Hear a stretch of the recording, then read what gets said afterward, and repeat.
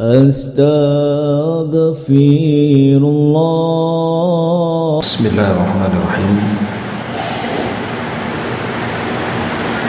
Assalamualaikum warahmatullahi wabarakatuh.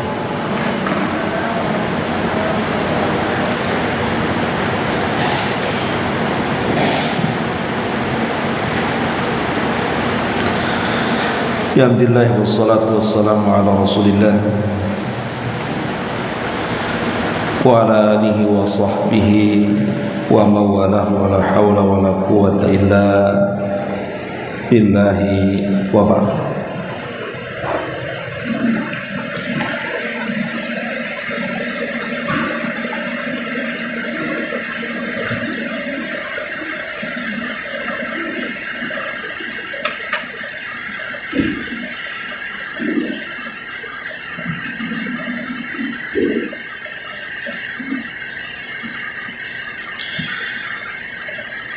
Baik, kita akan lanjutkan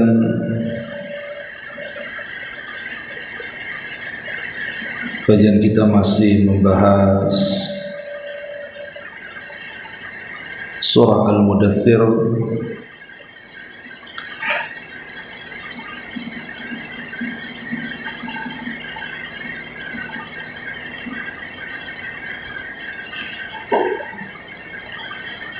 dan kita masuk pada ayat ke-31 dan seterusnya. A'udzubillahi minasyaitonirrajim. Bismillahirrahmanirrahim. Kalla wal qamari wal laili id adbar was subhi idza asfar innaha li ihdal kubar nadhira lil bashar liman sya'a minkum an yataqaddama aw yata'akhir kullu nafsin bima kasabat rahina.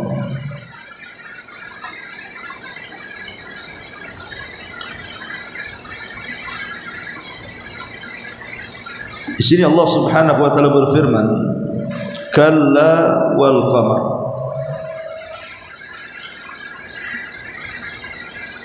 Sekali-kali jangan seperti itu,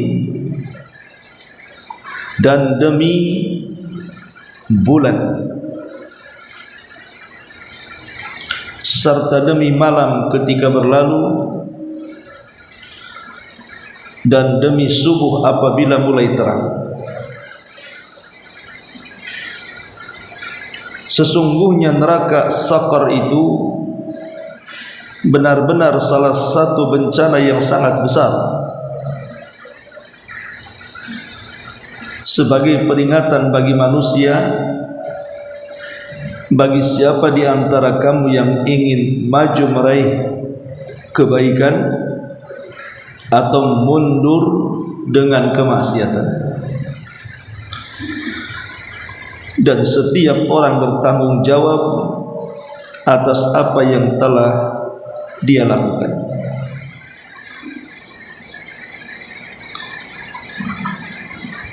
Ma'asyiral muslimat yang dimuliakan Allah Subhanahu wa taala, di dalam surah Al-Mudaththir ayat ke-31 ini Allah Subhanahu wa taala bersumpah dengan 3 perkara.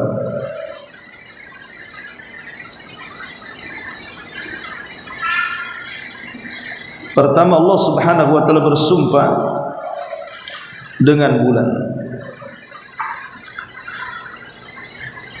Yang kedua, Allah Subhanahu wa taala bersumpah dengan malam. Dan yang ketiga, Allah bersumpah dengan waktu subuh atau fajar. Dan sering saya ulang-ulang bahwa Allah Subhanahu wa taala saat bersumpah menggunakan makhluknya dijadikan sumpah, bahwa di dalam makhluk yang dijadikan sumpah oleh Allah itu ada keistimewaan. Karena tidak semua makhluk yang dijadikan sumpah, hanya beberapa makhluk saja yang Allah Subhanahu wa taala jadikan sumpah dari sekian banyak makhluk, menunjukkan bahwa ada keistimewaan di balik makhluk yang dijadikan sumpah. Adapun Allah Subhanahu wa taala bersumpah dengan makhluknya, maka dia bersumpah dengan sekehendaknya. Tetapi makhluk tidak boleh bersumpah kepada makhluk yang lainnya. Makhluk harus bersumpah kepada Allah saja. Sebab kalau kita sebagai makhluk bersumpah kepada selain daripada Allah, maka kita jatuh kepada kesyirikan. Rasul mengatakan, man halafa bi ghairillahi faqad asyrak. Siapapun yang bersumpah kepada selain Allah, maka dia telah menyekutukan Allah Subhanahu wa taala. Karena bagaimanapun bersumpah kepada Allah walaupun untuk kedustaan, itu jauh lebih baik dibandingkan berdusta kepada selain Allah untuk kejujuran. Nah, di sini Allah Subhanahu wa taala bersumpah pertama dengan bulan, kalla wal qamar. Sekali-kali tidak, dan demi bulan. Bulan ini adalah makhluk dari makhluk-makhluk Allah Subhanahu wa taala yang sangat bermanfaat bagi kehidupan umat manusia, di mana bulan ini bisa menstabilkan iklim. Jadi bulan ini memiliki peran penting bagi perubahan iklim, tentunya yang ada di bumi yang kita pijak ini.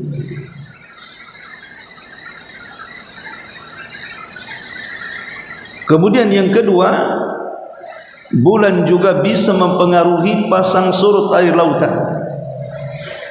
Makanya lihat kalau terjadi purnama tepat di tanggal 13, 14 dan 15, dan puncaknya di tanggal 15 dalam penanggalan Hijriah,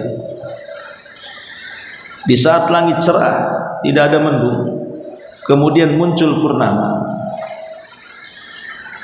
maka dipastikan air lautan itu akan pasang. Kenapa demikian? Karena saya katakan tadi bahwa pasang surutnya lautan itu terjadi karena efek dekatnya bulan kepada bumi, sehingga bulan memberikan tarikan gravitasi yang sangat kuat, dan ini mempengaruhi juga darah manusia. Makanya di pertengahan bulan darah manusia itu juga mengikuti pasang surut air lautan. Ketika bulan kemudian menjadikan pasang air lautan, maka darah kita juga akan naik. Makanya kenapa di pertengahan bulan kita disuruh untuk berbekam. Jadi sunnah bekam itu disunnahkan di pertengahan bulan. Yang kedua, kita diperintahkan untuk berpuasa ayyamul bid, untuk menstabilkan darah. Karena bagaimanapun setan masuk di jalan darah Bani Adam, dan saat malam bulan purnama kekuatan setan itu meningkat, sehingga untuk melemahkan pengaruh kekuatan setan, maka kita diperintahkan untuk melakukan dua ibadah tadi, ibadah bekam dan ibadah puasa ayyamul bid. Belum lagi kemudian bulan sendiri adalah sebagai listrik, sebagai lampu yang bisa menerangi alam semesta. Walaupun bintang itu ribuan, entah berapa jumlahnya, dan semuanya berkedip, tidak bisa menerangi bumi. Tapi cukup 1 bulan ketika purnama itu bisa menerangi bumi, dan bisa dengan cahayanya membuat banyak aktivitas yang dilakukan di malam hari, baik oleh hewan ataupun manusia. Ma'asyiral muslimat yang dimuliakan Allah Subhanahu wa taala, dan banyak lagi fungsi bulan itu selain penghias langit dan yang semacamnya. Kemudian yang kedua, di sini Allah Subhanahu wa taala bersumpah dengan malam, dan bulan itu tanda adanya malam, sementara matahari itu tanda adanya siang. Ketika Allah Subhanahu wa taala menjadikan malam dijadikan sumpah, karena malam sendiri sangat bermanfaat bagi manusia. Setelah lelah bekerja capek, kemudian ada waktu istirahat. Itulah Allah jadikan malam sebagai waktu istirahat. Makanya cuaca di malam hari disesuaikan dengan waktu istirahat, sebagaimana cuaca di siang hari disesuaikan dengan waktu orang bekerja. Di malam hari tidak terlalu panas, sehingga badan kita bisa merebahkan diri dan beristirahat. Tapi kalau di siang hari sengaja Allah buat panas supaya membuat kita gerah dan bergerak. Artinya bahwa Allah sudah atur mana waktu untuk bekerja, mana waktu untuk beristirahat, dan malam itulah waktu untuk beristirahat.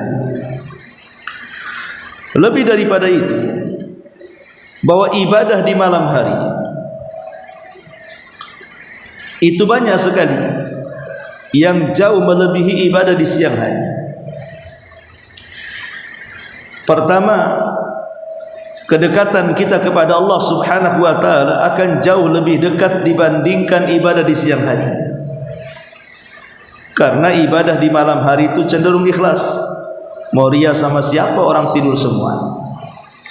Tapi kalau di siang hari orang melek semua, memungkinkan ria itu ada.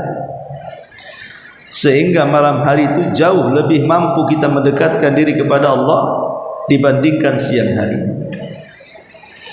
Kemudian juga di malam hari juga adalah waktu untuk menghapuskan dosa-dosa kita.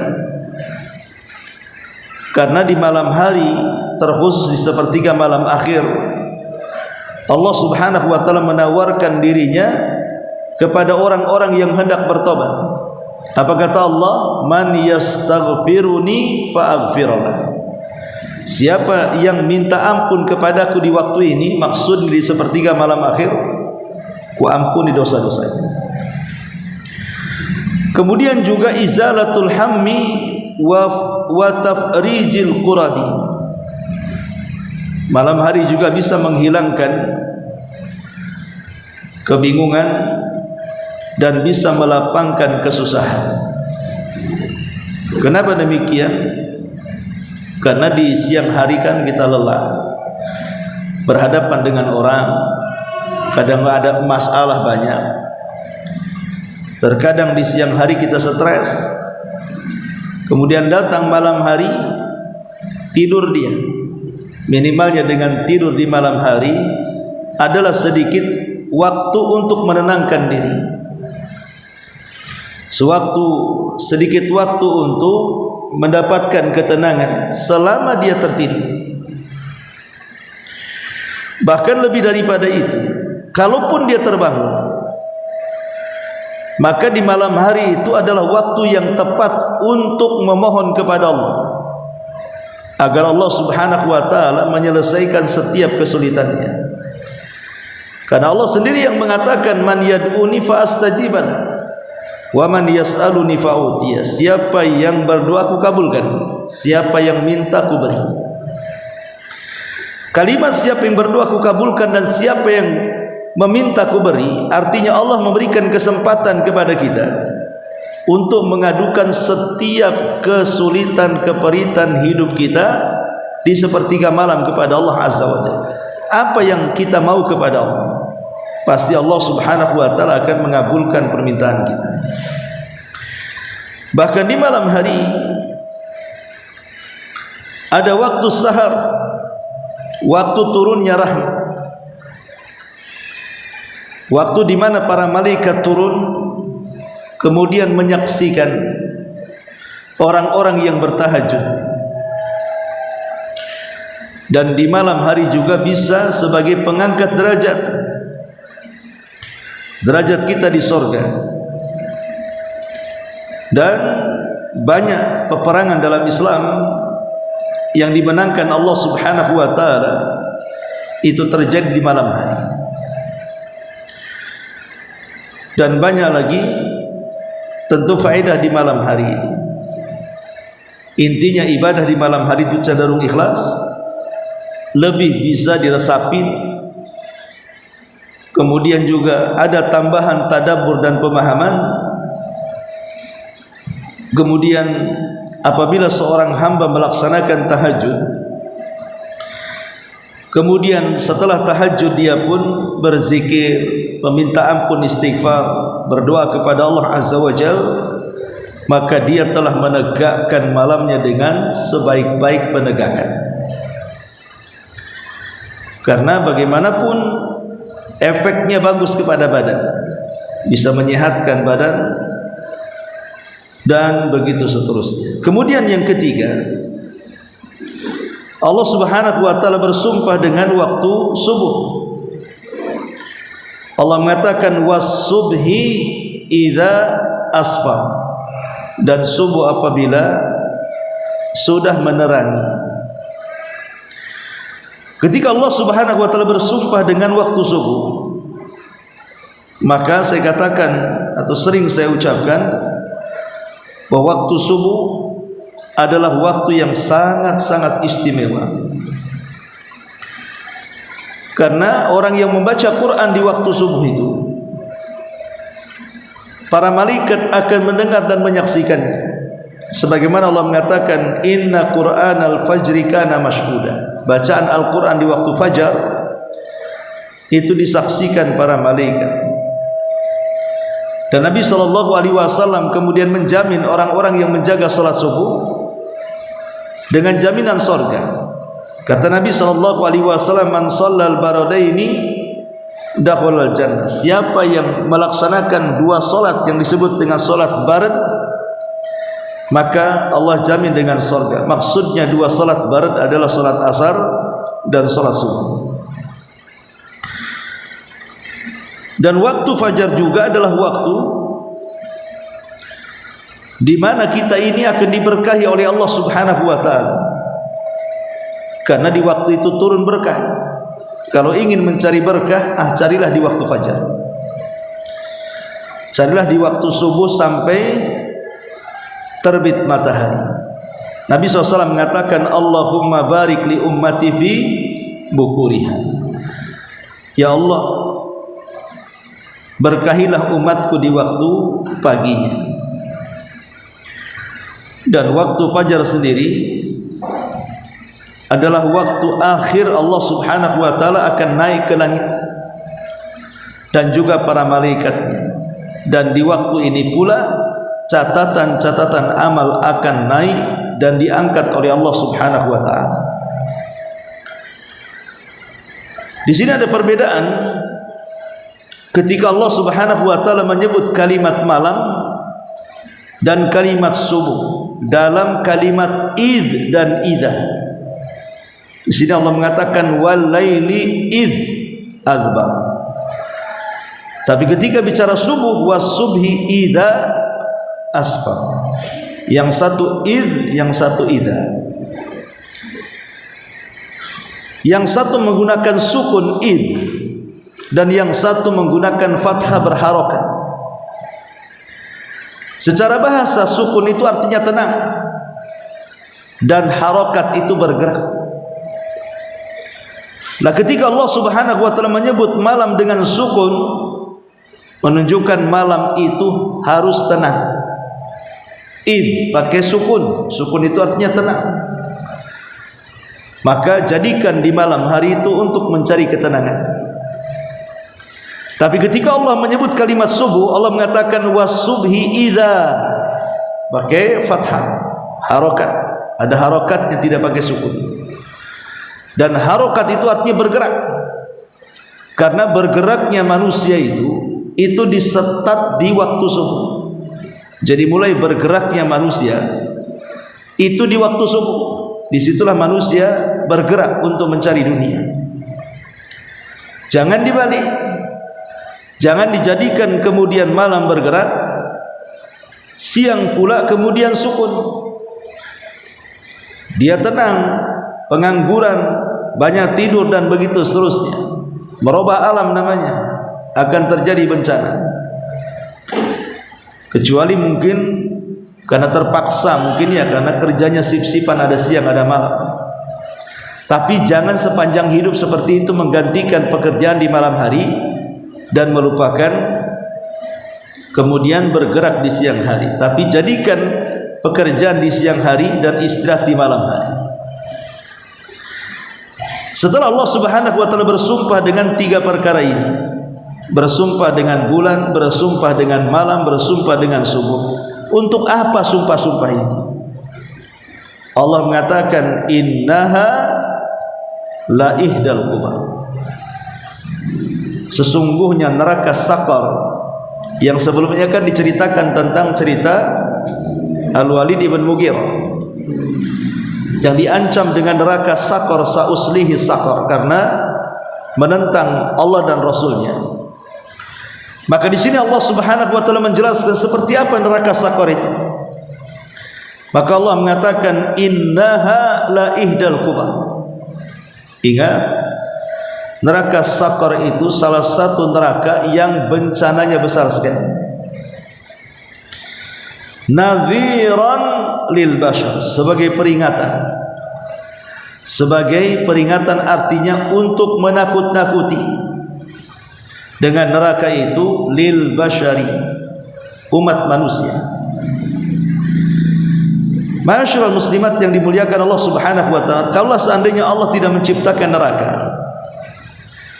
tentu tidak ada yang namanya ibadatul khauf, ibadah takut itu.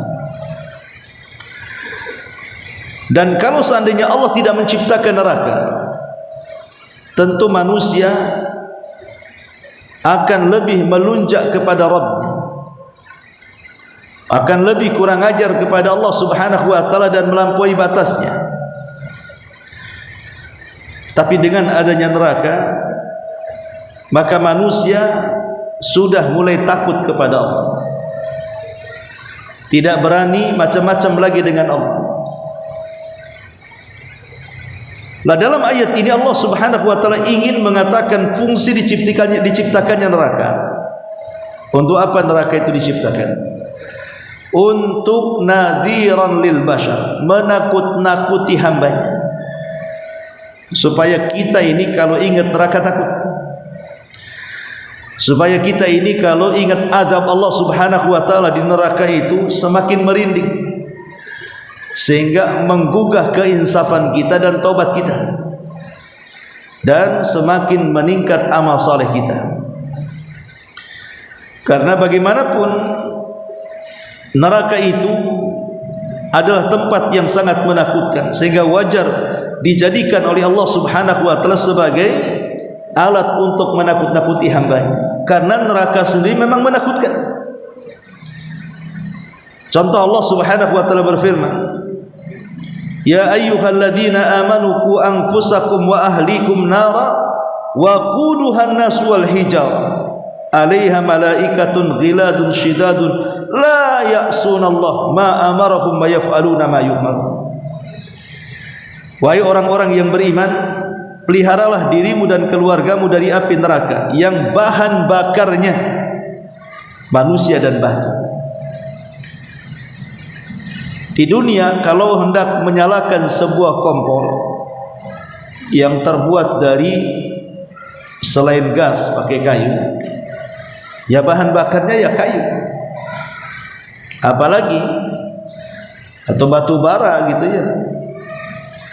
Tapi di neraka itu bukan kayu dan batu bara, tapi bahan bakarnya itu adalah kita sebagai manusia dan bebatuan yang dilempar-lemparkan ke dalam neraka.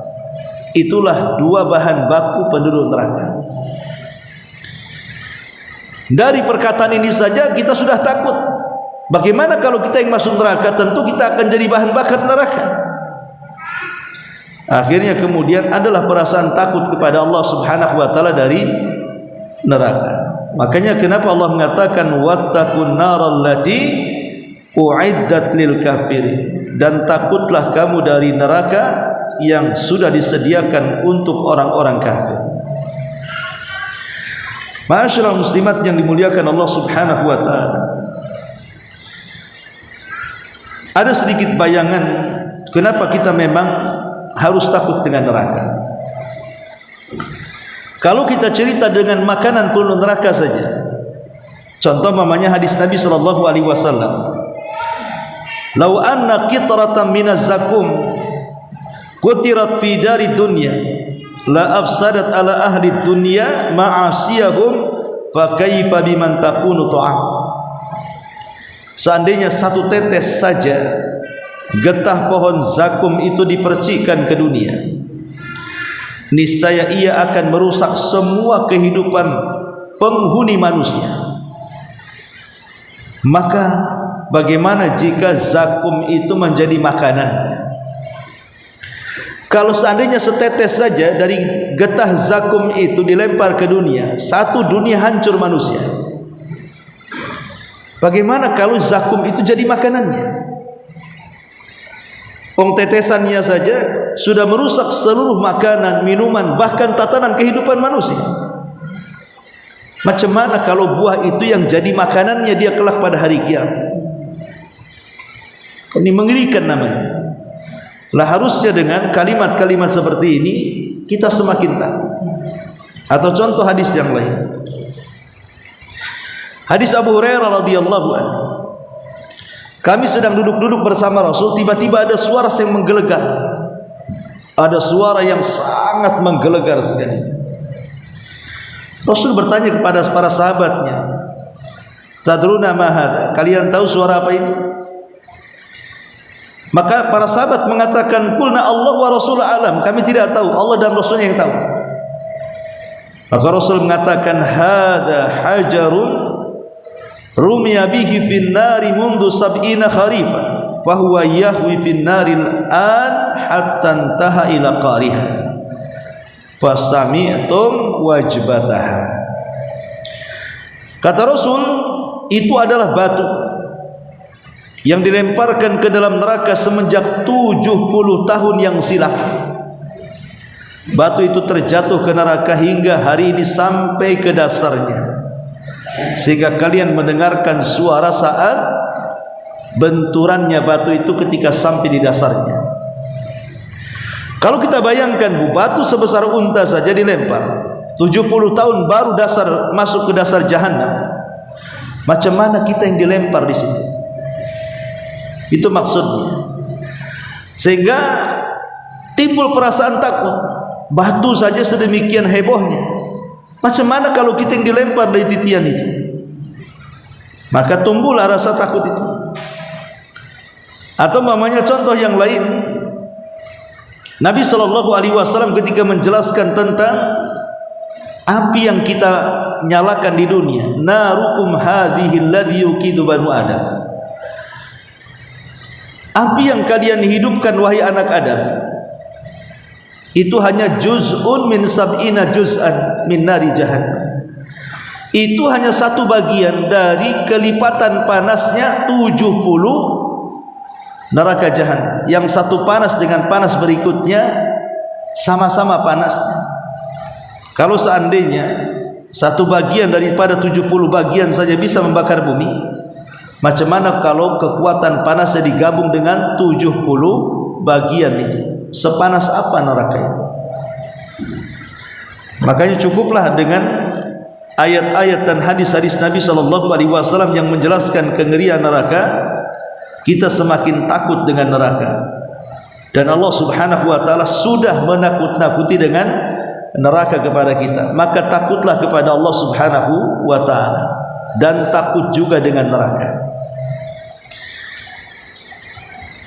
Di sini Allah Subhanahu wa ta'ala mengatakan li ihdal kubar nadhira lil bashar. Kemudian Allah Subhanahu wa ta'ala berfirman nadhira lil bashar, bahwa neraka itu sengaja diciptakan untuk menakut-nakuti manusia. Karena Allah mengatakan liman syaa minkum an yataqaddama aw yata'akhir. Allah Subhanahu wa ta'ala mengatakan bagi setiap di antara kalian yang ingin maju, maksudnya meraih kebaikan, meraih ibadah, meraih pahala, maka silahkan. Au yata'akhir, atau mau mundur, tidak mau melaksanakan ibadah, tidak mau melaksanakan kebaikan, lebih baik maksiat kepada Allah Azza wa Jalla, ya juga silahkan. Jadi Allah Subhanahu wa ta'ala memberikan kepada umat manusia ini pilihan kepada kita. Mau jadi orang baik ya silahkan, mau jadi orang jahat ya juga silahkan. Tidak ada paksaan. Maksudnya tidak ada tekanan dari Allah Subhanahu wa ta'ala. Al-Imam Ibnu Qayyim rahimahullahu ta'ala, dia mengatakan al-abdu imma fi ziyadati khairin aw naqsin wal hayatu harakatun la sukuna fiha fa imma an yataqarrab ila rabbih aw yabta'id anhu. Kata Imam Ibnu Qayyim ketika memberikan catatan kepada ayat ini, kita ini seorang hamba, ada dua kemungkinan dalam kehidupan dunia. Kemungkinan kita menambah kebaikan, atau kemungkinan kita ini justru mengurangi kebaikan. Sementara kehidupan dunia ini haruslah bergerak dan tidak mungkin diam di dalamnya. Kemungkinan kita bergerak untuk mendekatkan diri kepada Allah, atau boleh jadi bergerak untuk menjauhkan diri kepada Allah Subhanahu wa ta'ala. Jadi kata Imam Ibnu Qayyim, manusia terpecah menjadi dua kelompok. Ada kelompok itu yang pertama yang suka menambah-nambah iman, suka dengan kebaikan, suka dengan ibadah, suka sholat, suka puasa, suka umroh, haji, suka sedekah, suka mengajak manusia kepada kebaikan. Pokoknya sukalah dia melakukan kebaikan. Tapi di sisi lain ada manusia tidak suka dengan kebaikan, maunya maksiat saja, maunya gibah, dusta, hoax, menyebar berita hoax, zina, judi, mabok dan yang semacamnya. Maka itulah sifat manusia terkelompok menjadi dua kelompok. Kemudian Imam Ibnu Qayyim menasihati, ingat, dunia ini adalah kehidupan yang bergerak. Kehidupan yang bergerak ini ada dua gerakan. Boleh jadi gerakan itu kita gunakan untuk mendekatkan diri kepada Allah, atau boleh jadi gerakan itu kita gunakan untuk menjauh dari Allah. Makanya Allah mengatakan liman syaa minkum an yataqaddam au yata'akhir. Maka tentu seorang muslim lebih banyak menyibukkan dirinya untuk beribadah kepada Allah ditimbang memperturutkan hawa nafsunya sehingga masuk dalam kubangan kemaksiatan kepada Allah Subhanahu wa ta'ala. Dari sini, dari ayat ini ada faedah yang sangat besar. Masih perkataan Imam Ibnu Qayyim tentang apa? Tentang pentingnya menjaga waktu. Jangan sampai waktu kita terbuang sia-sia untuk kemaksiatan dan tidak mendapatkan apa-apa dari perjalanan, tapi gunakanlah waktu sebanyak-banyaknya meraih bekal untuk perjalanan kita setelah kematian. Karena sebelumnya Allah juga bersumpah dengan waktu, bersumpah dengan malam, bersumpah dengan pagi, bersumpah dengan bulan yang menunjukkan di malam hari. Itu semua adalah demi sebuah waktu, dan waktu ini sangat berharga sekali, sehingga di banyak Al-Quran Allah banyak bersumpah dengan waktu. Maka dalam ayat ini juga sama, jangan sampai waktu kita ini untuk menambah keburukan, tidak menambah kebaikan. Kata Nabi SAW, khairukum man tala umruhu wa hasuna amaluhu, wa syarrukum man tala umruhu wa sa'a amaluhu. Sebaik-baik kalian adalah yang dipanjangkan umurnya tapi baik amalannya, tapi seburuk-buruk kalian yang dipanjangkan umurnya tapi buruk pula amalannya. Ma'asyiral muslimat yang dimuliakan Allah Subhanahu wa taala, maka dari sini mintalah kepada Allah taufik agar kita bisa istiqamah untuk menghabiskan waktu kita dalam rangka beribadah kepada Allah Subhanahu wa taala. Liman syaa minkum an yataqaddam au yata'akhir. Kemudian Allah Subhanahu wa taala mengatakan, kullu nafsin bima kasabat rahina. Setiap orang itu bertanggung jawab atas apa yang ia lakukan.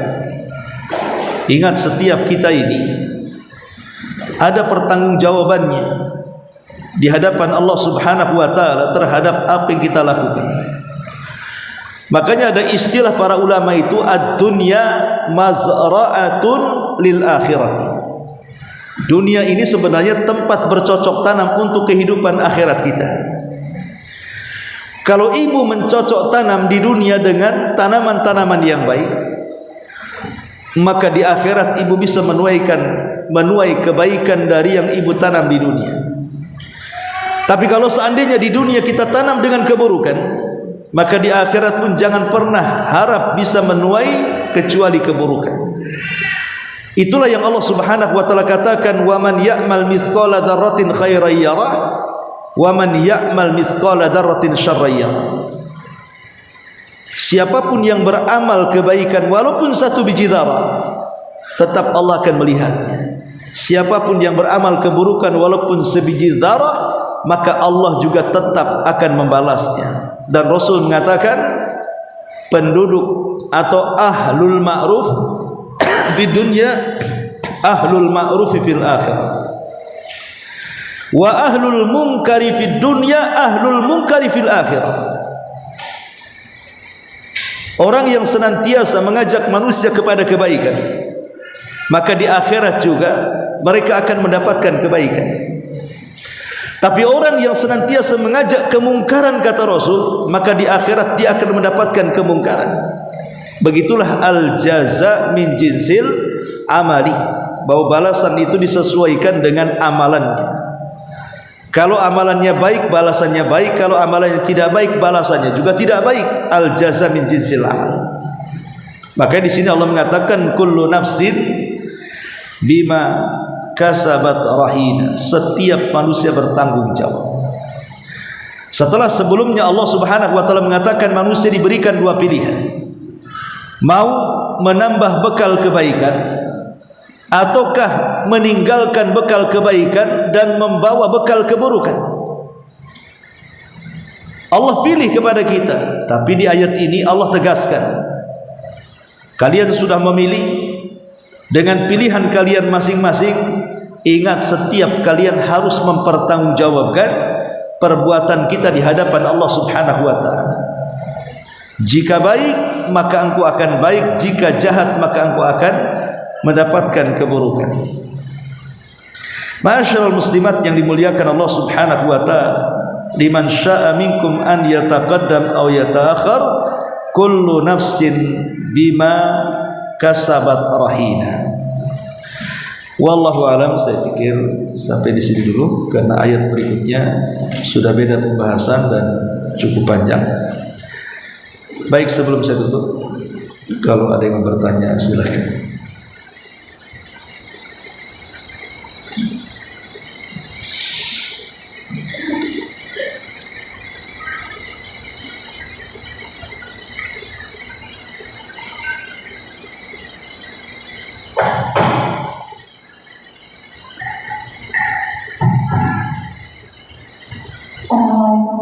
Waalaikumsalam.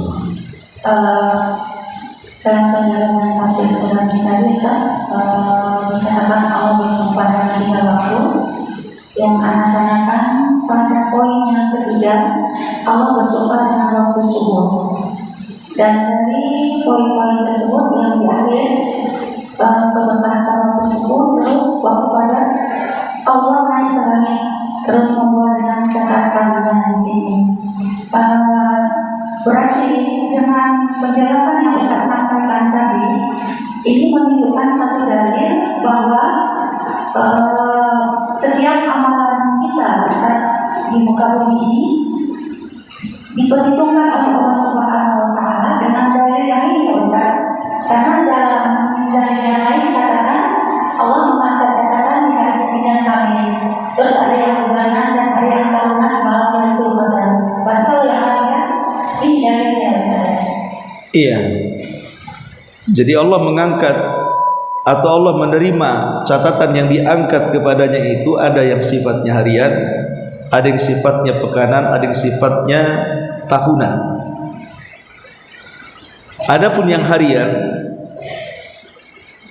di 2 waktu, pertama asar dan yang kedua subuh. Disitulah amalan kita diangkat dan diperlihatkan kepada Allah. Adapun yang pekanan itu Senin dan Kamis. Saat kita ini disyariatkan untuk berpuasa Senin Kamis karena di situ amalan kita diangkat oleh Allah Subhanahu wa Ta'ala. Adapun yang bersifat tahunan di bulan Sya'ban, maka amalan kita 1 bulan diangkat oleh Allah Subhanahu wa Ta'ala. Kemudian juga adapun akhir daripada pengangkatan, di mana sudah tidak mungkin lagi diangkat karena semua sudah terangkat semuanya, adalah saat kematian, di mana catatannya mengikuti ruhnya. Kalau dia orang baik, Allah katakan letakkan catatannya di Lauhil Mahfuz, di Illiyin, dan kembalikan ruhnya ke dalam jasadnya. Adapun kalau dia buruk, kembalikan catatannya di tempat yang paling rendah di bumi, di penjara namanya Sijin, dan lemparkan ruh ke dalam jasadnya. Itulah 4 tempat amalan kita diangkat. Dimulai dari harian, waktu subuh dan asar, kemudian pekanan Senin dan Kamis, kemudian tahunan di bulan Sya'ban, dan yang terakhir adalah semua amalan kita diangkat dan tidak akan pernah turun lagi, yaitu saat kematian. Itu diangkat semua amalan kita karena sudah tidak ada amalan lagi, maka diangkat ke langit kalau dia orang baik. Tapi kalau dia orang jahat diletakkan di sijin. Itulah 4 tempat amalan kita diangkat. Terus kan dikatakan ketika seseorang mau melakukan ibadah, yaitu sholat, setiap air wudhu yang diambilkan menggugurkan dosanya dan berikutnya juga. Terus dalam setiap keseharian kita kan bisa berwudhu itu kadang banyak Ustaz, karena setiap batal kita wudhu, setiap batal kita wudhu. Tentu di antara jeda waktu itu akan ada pengurangan dosa juga, sebagaimana kita wudhu tidak sholat Ustaz. Iya, alhamdulillah. Tentang masalah tajdid al-wudu, wudu yang diperbaharui, itu amalan yang sangat baik sekali, karena itu amalan penyebab kita ini bisa masuk ke dalam surga. Jadi bukan hanya sekedar penggugur dosa, tapi juga pengangkat derajat. Kalau orang mungkin sehari bisa 10 kali berwudu, sehingga tidak ada dosa lagi yang menempel di badan dia, karena setiap hari 10 kali berwudu hanya untuk menjaga kesuciannya. Lalu kalau sudah terhapus dosanya, apa manfaatnya? Manfaatnya adalah dia akan diangkat lebih tinggi lagi derajatnya di surga. Lebih banyak pahala yang akan didulang, lebih banyak kebaikan yang akan didapati. Dan kalau dia Allah Subhanahu wa Ta'ala takdirkan dia meninggal maka dia akan meninggal dalam husnul khatimah. Makanya Bilal ibn Rabah adalah seorang sahabat yang menjaga kesuciannya. Bilal itu kalau batal wudu, tidak mesti untuk sholat. Di luar daripada sholat saja Bilal tak mau memiliki hadas. Makanya Bilal itu kalau batal wudunya lantas ambil air wudu, nanti batal lagi wudu lagi. Pokoknya jangan sampai membatalkan dengan senantiasa berwudu, bahkan menambah dengan wudunya 2 rakaat wudu. Itulah Bilal bin Rabah, dikenal dalam ibadah ini. Sehingga satu hari Nabi SAW mendengar suara terompahnya di surga, yang tidak ada satu terompah sahabat pun masuk ke dalam surga kecuali terompahnya Bilal. Kemudian ketika Nabi SAW mendengar suara terompah Bilal itu, aneh, kok terompahnya masuk surga, orangnya belum. Ketika ditanyakan itu suara terompah siapa, maka Jibril mengatakan itu suara terompahnya Bilal. Maka Rasul setelah peristiwa itu memanggil Bilal dan mengatakan, ya Bilal, inni samitu khosataka fil jannah ma'adha tasna. Wahai Bilal, aku mendengar suara terompahmu di surga, apa yang kau lakukan? Maka Bilal bin Rabah mengatakan, ma tawadda'tu wudu'an illa wa qad shallaitu rak'atain. Aku tidak pernah meninggalkan wudu, dan setiap kali aku wudu, aku tambah dengan salat 2 rakaat wudu. Itulah Bilal ibn Rabah. Jadi tajrid al-wudu itu sangat ditekankan. Makanya para ulama memasukkan di antara amalan-amalan yang menyebabkan masuk surga adalah tajrid al-wudu, memperbaharui wudu. Karena hukum wudu sendiri sunnah. Bahkan dalam kondisi kita hadas saja, hadas besar, yang kalau seandainya berwudu tidak menghilangkan hadasnya, tetap memperbaharui wudu itu sunnah. Contoh umpamanya Rasul kalau hendak menggauli istrinya kedua kali atau ketiga kali, maka di sela-sela menggauli istrinya Rasul berwudu. Padahal bukankah kalau sudah menggauli istrinya 1 kali berarti dia membawa hadas besar? Kalau berwudu kan percuma, karena hanya menghilangkan hadas kecil, harusnya dia mandi. Tapi Nabi SAW justru menyarankan kita berwudu, menunjukkan bahwa wudu itu manfaatnya bukan hanya sekedar menghilangkan hadas saja, tapi juga manfaatnya yang lain untuk kebugaran, kesehatan, dan begitu seterusnya. Jadi wudu ini luar biasa manfaatnya.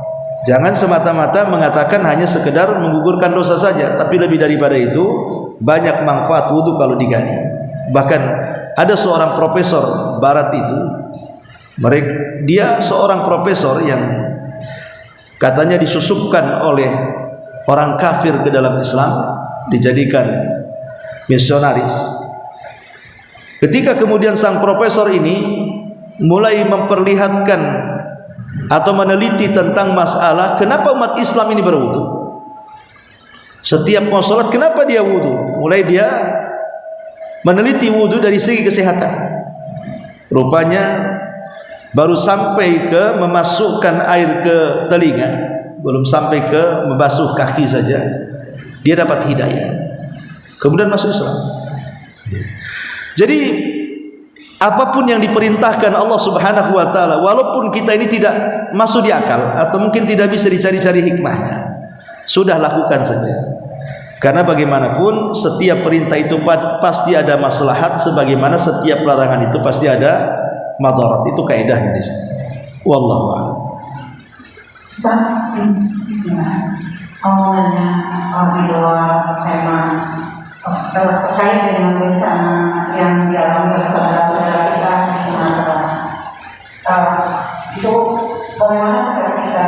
Apakah kita boleh sholat wajib besar? Karena sebenarnya kita saudara seiman ya, bukan saudara yang langsung kita kenal yang meninggal dari Aceh.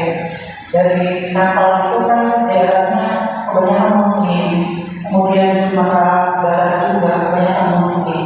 Apakah kita boleh sholat gaib atau bagaimana? Sholat gaib bagi yang meninggal nggak ditemukan maksudnya?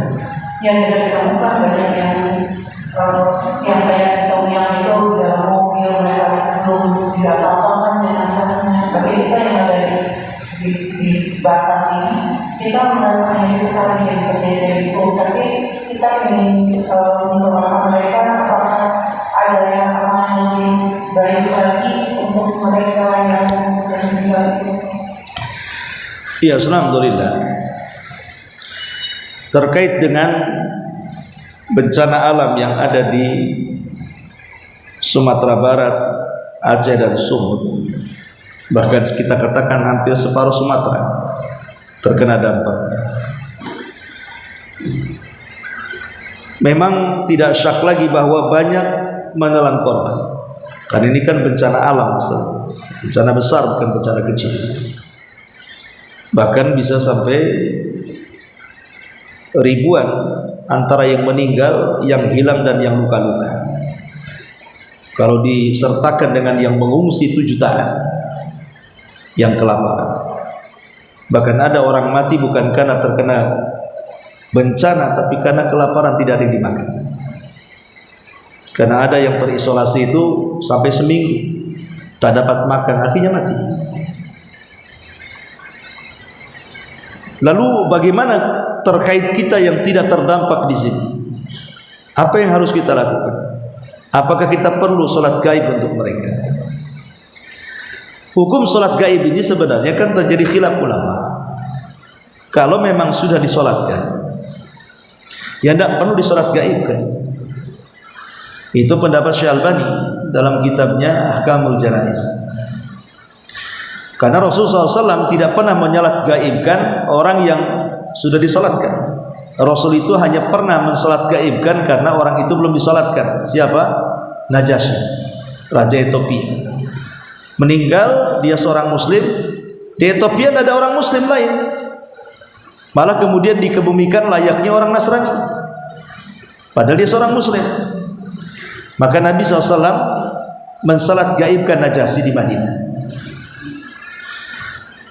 Tapi pendapat yang kedua mengatakan, dan ini pendapat jumhur, salat gaib itu disyariatkan. Apakah orang itu sudah disalatkan atau belum disalatkan? Sehingga masalah ini masalah khilaf ulama, dan masalah fikih tidak bisa dibahas. Maksudnya tidak bisa kemudian kita keras ke satu pendapat dan meremehkan pendapat yang lain, tidak. Karena masalah fikih ini perkaranya luas. Ya, intinya jangan saling mengingkari. Kalau ada yang mensolat gaibkan kepada jenazah kita, ya silahkan. Kalau bagi yang tidak pun tidak ada masalah, karena namanya solat jenazah itu fardu kifayah. Kalau sudah ada yang menegakkan, berarti gugur bagi yang lain. Jadi tak perlu lagi kita solatkan. Kan sudah ada saudara kita yang menyolatkan di sana. Tapi mungkin bagi saudara-saudara kita yang sama sekali tidak ditemukan, ya.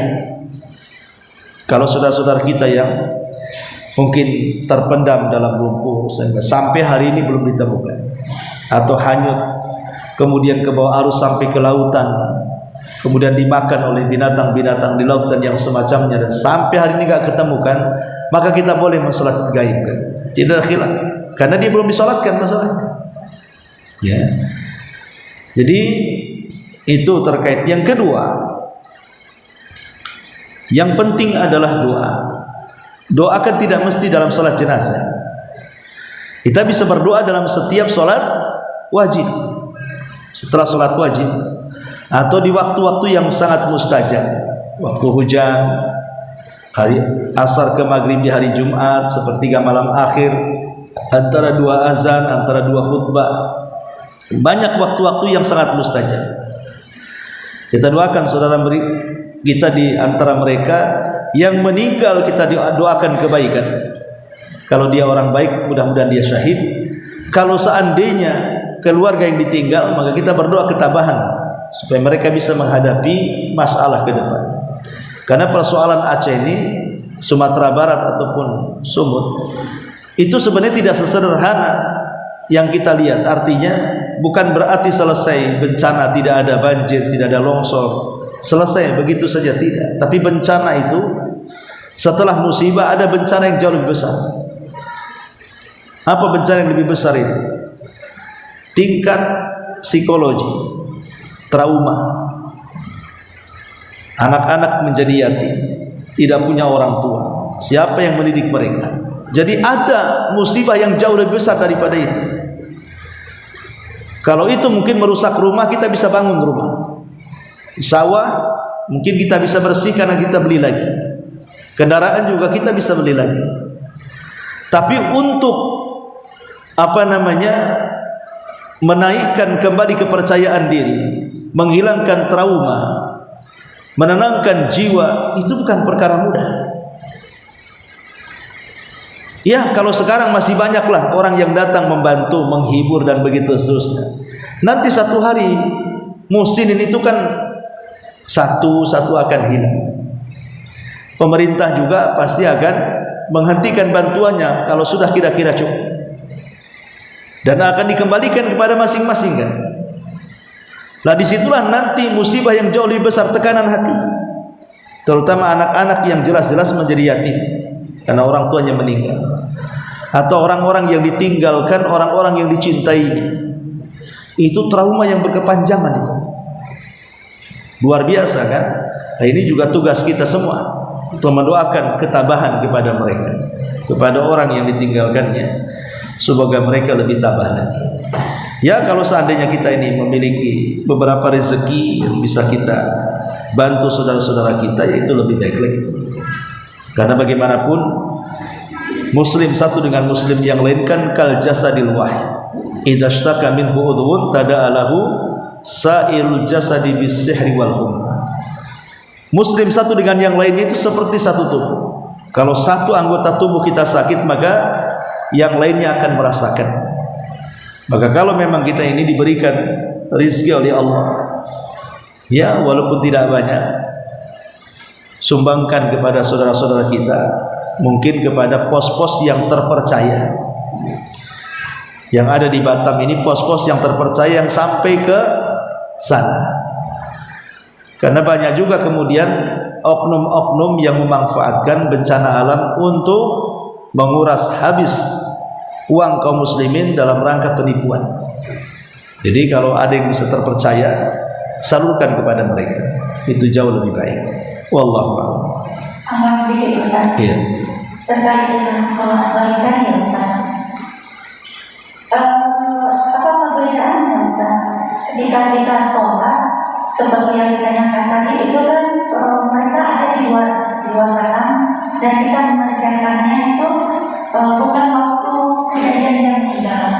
Terus yang kedua, ketika di tempat kita ada yang meninggal, itu kan kita secara bergantian sholat ya Ustaz. Istilahnya misalnya ada nih umat meninggal, ada yang datang 10, dia udah mau sholat dulu 10. Nah itu kan dia sudah disolatkan, tapi kita yang ingin menyolatkan juga gitu Ustaz. Itu perbedaannya gimana Ustaz? Iya, alhamdulillah beda. Karena jenazahnya kan belum dikuburkan. Jenazahnya belum dikuburkan, sehingga selama jenazah itu belum dikuburkan, siapapun berhak sholat. Karena jenazah masih ada. Tapi kalau sudah dikebumikan, itu lain hukumnya. Ada yang membolehkan sholat jenazah di kuburan paling lama 3 hari dari penguburannya, sehingga setelah 3 hari tidak lagi ada syariat sholat jenazah. Ya, ada yang mengatakan sampai 7 hari, sampai berapa hari, khilaf ulama lah masalah ini. Tapi kalau sholat gaib, itu kan jenazahnya sudah dikuburkan semua, dan itu sudah disolatkan, sudah dikuburkan, sudah selesai semuanya. Kemudian kita ingin mensalat gaibkan, beda. Kalau apa yang katakan itu jenazahnya masih ada. Kalau jenazahnya masih ada, mau satu kampung gergiliran tidak ada masalah, jenazahnya masih ada. Tapi kalau sudah dikuburkan menjadi khilaf. Apakah sholatnya Rasul di kuburan itu dianggap sholat gaib ataukah sholat jenazah? Itu menjadi khilaf ulama. Ada yang mengatakan itu sholat gaib, ada yang mengatakan itu sholat jenazah. Wallahu a'lam. Baik, sampai di sini. Subhanallah bihamdika asyhadu an la ilaha illa anta astaghfiruka wa atubu ilaik. Allahu ta'ala.